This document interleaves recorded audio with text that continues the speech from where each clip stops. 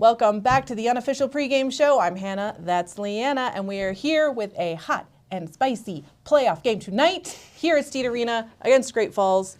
It's been a wild weekend. We weren't here on Friday at the last home game because chain-smoking Aunt Edna over here had no voice.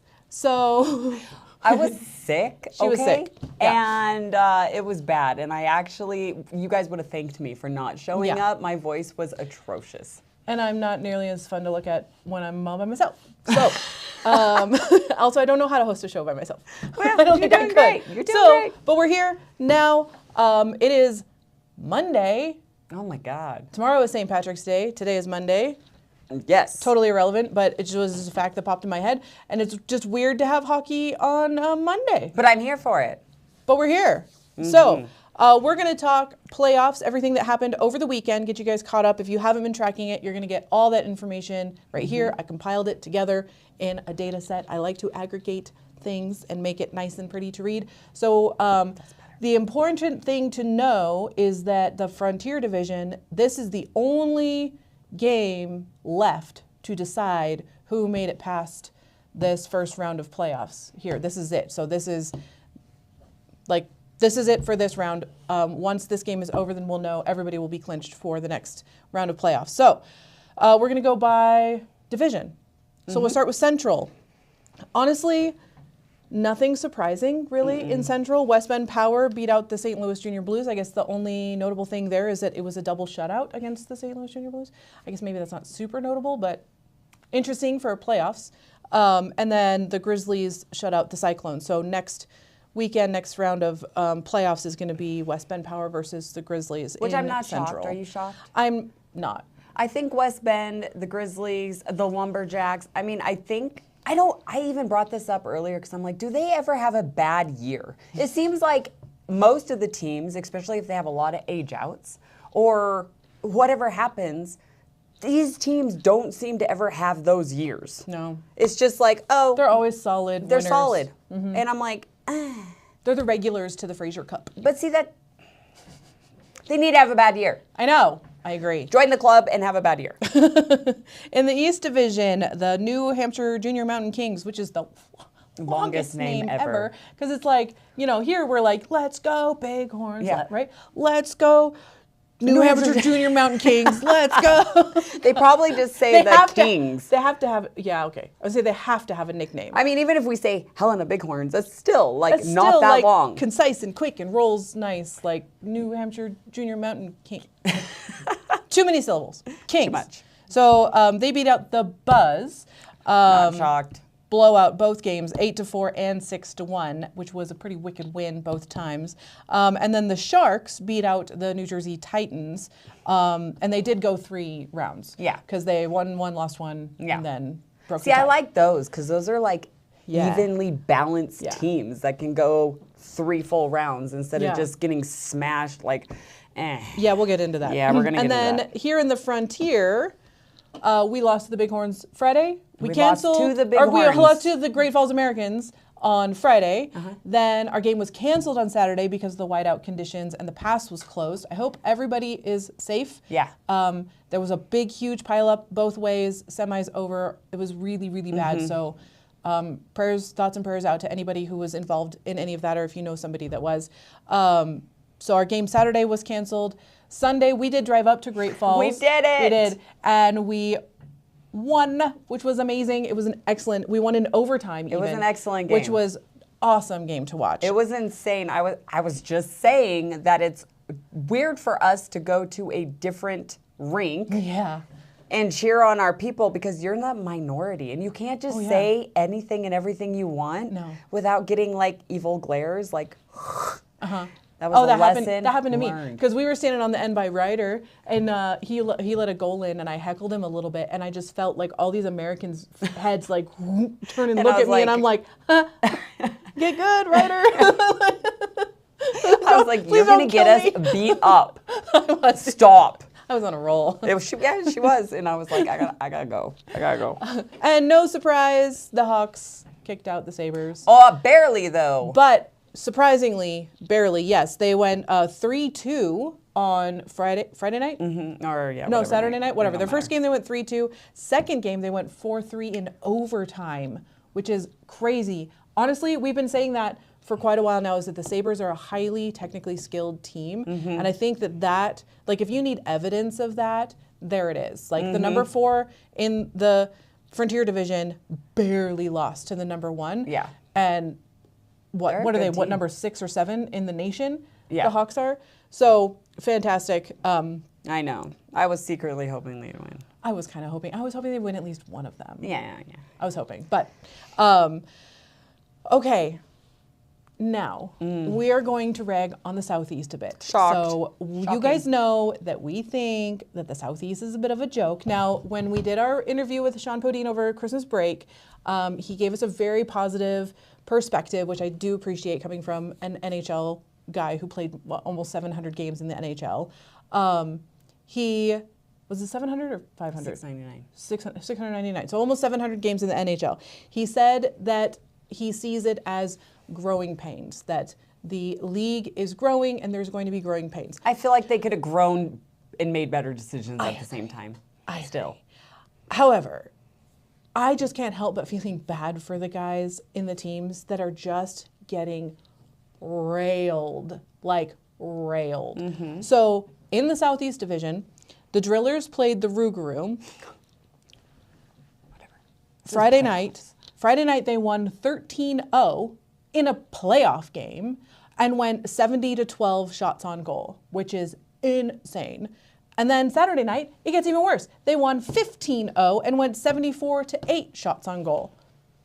Yeah. And there was like some 80 total penalty minutes in the whole game. Like, that is insane for The Drillers don't even have to try. They're just going to beat them up and win. for a playoff game. That's insane. Like, oh my gosh. So, Yeah.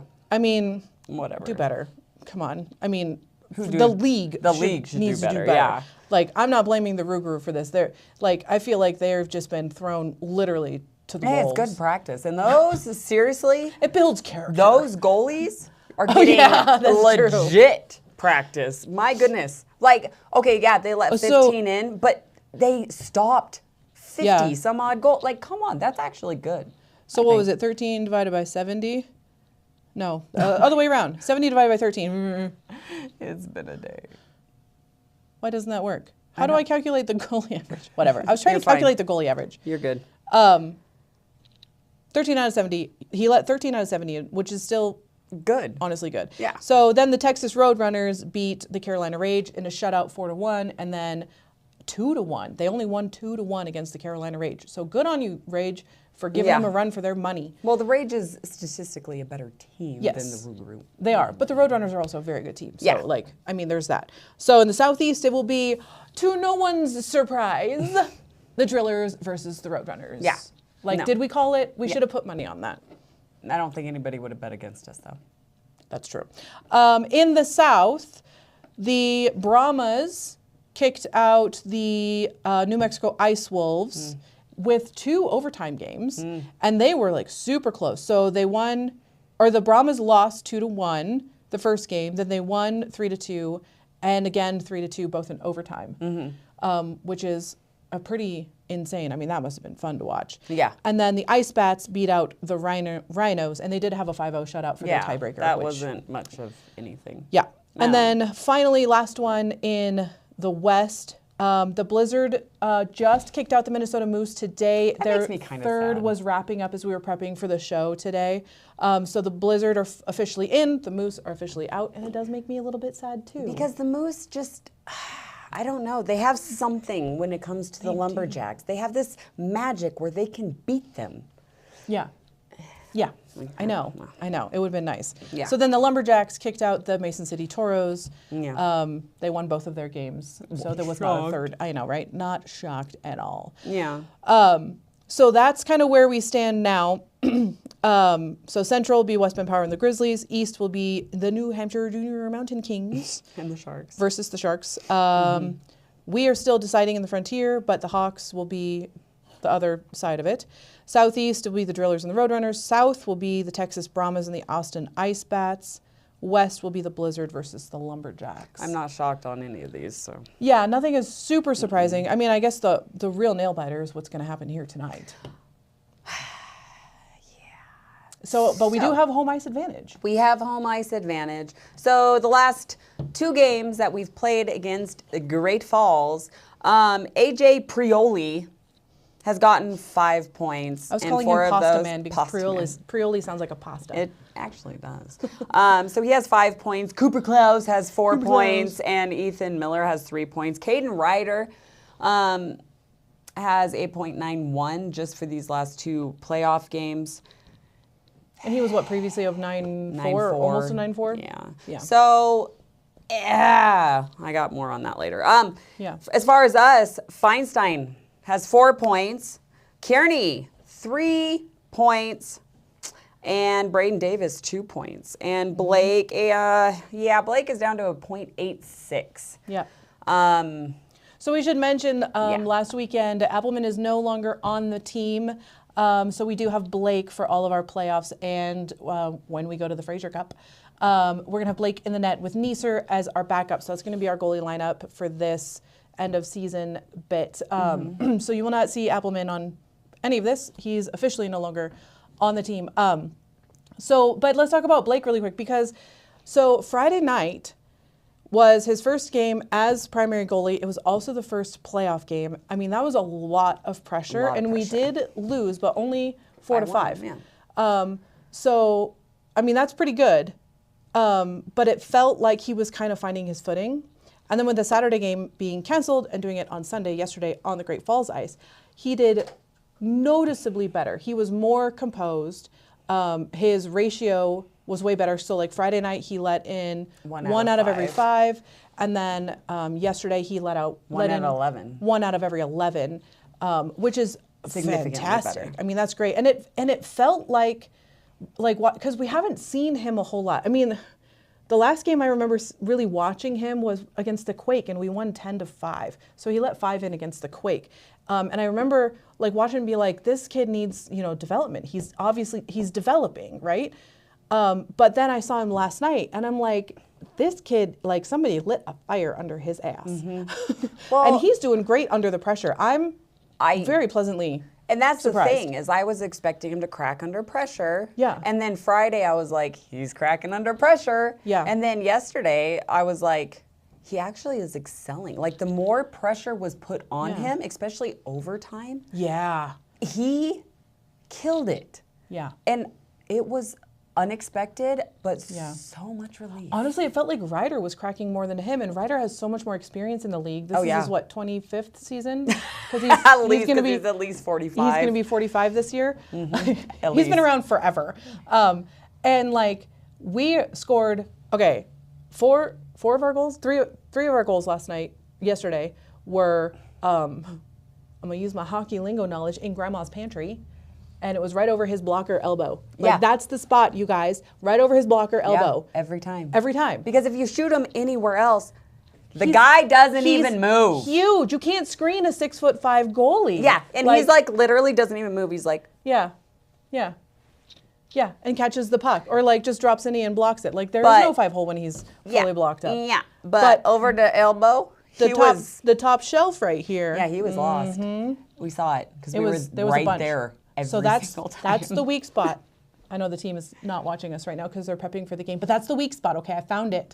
You guys found it first, and I saw it happen. Yeah, no, so keep doing that. So that. That's where it is. Kimberly with that beautiful overtime win. Oh, that was so good. Oh my gosh, that was like, those are the moments.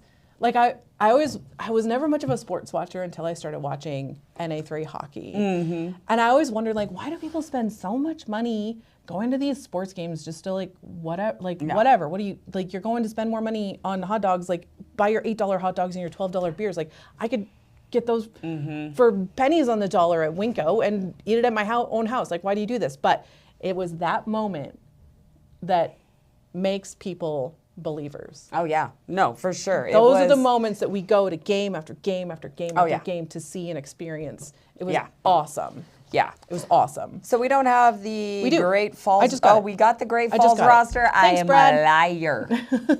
I know, it just came through. Okay, so I'm going to go through. Well, do we have anything else to cover for the No. last few games? No, I think that's pretty good. One final note. I was talking to a friend of ours at the game yesterday, and one thing that he pointed out, which I thought was very astute, was that we need, when they have power plays, when we're on a penalty kill, we need to win the face-off. We need to win those. Honestly, I think if we have a guy that goes in the box and we end up, and then we have a face-off and it's 4-on-5 where we have the shorthanded, we have to win that face-off. I think what he started the thought, and I agree that those face-offs are what decide a game. No, for sure. So keep your eyes on the ice. Yeah. During those face-offs. I think those are going to be a really critical point in the game. Okay, so let's go to tonight. I have our roster. I'll go through our roster first. So our starting lineup forwards is Lincoln Kearney, Cal Kellenberg, and Blake Chapman. The rest of our forwards are Ty Shell, Cade Perea, Chase Berg, Cameron Kimmerly, Austin Eaker, Braden Davis, Fisher Nicolette, Jeffrey Hirschberger, and Clint Isaacson is going to be on the ice tonight, which is great because he was trading off with Tyler Parsons. I thought, yeah. And I always forget if that one is what's that. It's and a Warren defenseman. Reeser. He's a defenseman. Okay. So on defense, our starting defensemen are Joe Viox and Caden Feinstein. Caden the Brick Wall Feinstein. And the rest of our defensive lineup is Maddox Hale, Mason Blair, Austin Tyler, Mason Smith, and Why Warren is Reeser. Austin Tyler defense? So Tyler, No. because we need to strengthen up our defense, and he's excellent on defense. He's excellent at everywhere. everything. I want to see him as a goalie. I know. That's it. I mean, goalie and a coach. Those are the only places we haven't seen you, Stan. And then Drew Blake, of course, is going to be in the net, and Neeser as our backup. Yeah. Okay, now I have the Americans roster here. Let me pull it up here real quick. So their starting lineup is Cooper Klaus, Pasta Man, Prioli, and Ethan Miller, which are, if you recall, was our top 3 scorers so far. And then the rest of their forward lineup is Kiefer Lundmark, Talon Karen, Jackson Savage, which they spelled it different. It was spelled with an X. Now it's spelled with a CK, Jackson. So I don't know how to actually spell it. What was that? I don't know. Whole building Like a just little shook. earthquake that just happened here. Gavin Dennis, Jace Troyer, Wyatt Hanna, EJ Sanchez, Colton Bacon, who was kind of spicy last night, Riley Hatton. And then their defensive starters are frickin' Hannison. You That had guy- an attitude problem, that sir. guy, And then oh he my goes back gosh. and whines. Oh. Tattles on everybody. He does. Drives I know. me He nuts. was trying. He's like, I'm perfect. No, sir, you're not. You start You know- all sorts of problems, and then you go and tattle. You know who chirps better than Hannison? Who? Stan. Oh, yeah. Austin Tyler. Oh, yeah. Our very own. Oh, yeah. I'm love him. expecting to see that I love tonight. when he chirps. He's the best. So Hannison and Pierce are their starting defensemen with Wyatt Rest, Keegan Hansen, not Hansen from the other Hansen. This is not the Hansen from Bozeman. from no. Bozeman Yeah. that we really don't like. This is a different Hansen. Gordy Jennings. Oh, Jennings was pretty spicy last night too. Bryce Webb, and Carson Sears, and then Caden Ryder starting in the net with Burgo as his backup. And Burgo is an excellent goalie himself. So they do have a really strong goalie lineup. Although Caden Ryder, it feels like he's cracking. Like Don't it feels juju. like. I mean, he's doing great. I don't know. All right, well, you gotta get going. We're going. Predictions. Oh, predictions. I literally think that we are gonna win. I don't think it's gonna be a huge win. I think it's gonna be. I'm gonna say 3-2 us. 3-2 us. Okay. Our producer, Mr. Matthew over there, thinks it's going to be 5-3 us. And I think it's going to go 4-2, but I don't know who's going to get 4 and who's going to get 2. Well, I hope it's us. I mean, I'm just going to say 4-2. All right. And I'm going to leave my prediction incomplete. Okay. So we'll see what happens. Anyways, follow us on our socials, unofficialbighorns.com. Follow us on CTV. Did you know if you click the little thumbs up button, it'll change color? You should try it. And we'll see you guys Worth it. in the rink, 7:05 puck drive tonight on a Monday, which is weird, but we'll see you guys in there. Yeah. And remember,